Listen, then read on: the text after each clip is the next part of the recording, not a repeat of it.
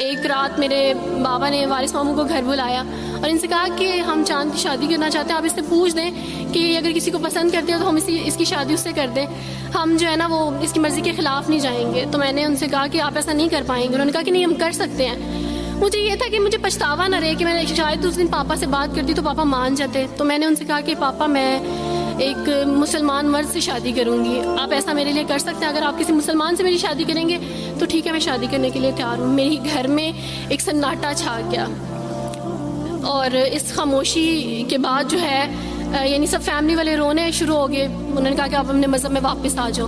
لیکن یہ ہے کہ میں دین اسلام قبول کر چکی تھی.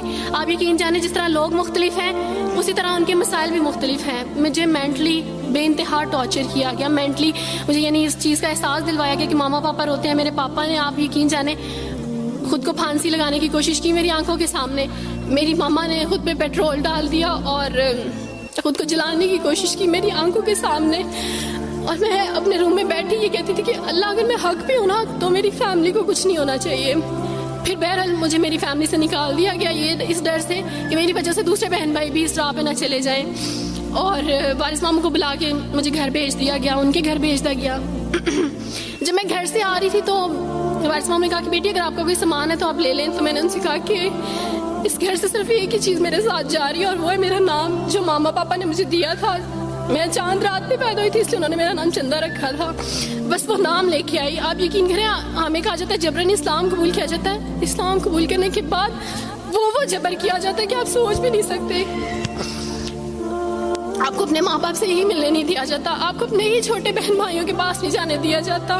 آپ ہاسپٹل میں تھی ڈیلیوری کے ٹائم. آپ یقین جانے میرے پاس کوئی بھی نہیں تھا جو مجھے بیڈ سے اٹھا کے بٹھا سکتا. ایسے موقع پہ مجھے اپنے اپنوں کی ضرورت تھی لیکن میرے اپنوں کے جبر نے میری ماما کو مجھ سے دور رکھا, میرے بہن بھائیوں کو. میرے کرسچن کولیگس نے ہی میری فیملی کو پریشرائز کیا کہ اس کو فیملی سے نکال دیں کیونکہ اگر آپ اس کو ملیں گے تو مزید لوگ بھی عبدالوارث کی طرح چندہ کی طرح اسلام قبول کریں گے. میں نا ہاسپٹل میں لوگوں سے کہتی تھی کہ مجھے بیڈ سے اٹھا کے بٹھا دیں, سیزیرین کے بعد میں اٹھ نہیں سکتی, میرا بیبی رو رہا ہے, کوئی مجھے بیبی پکڑا سکتا ہے. آئیڈیا ہی نہیں تھا ہاسپٹل میں کیا کیا لے کے جاتے ہیں. میرے پاس ایک ایسا دوپٹہ نہیں تھا جو میں چینج کر سکتی. ایسے موقعوں پہ آپ یقین جانیں آزمائش اور جبر اسلام قبول کرنے کے بعد ملتا ہے.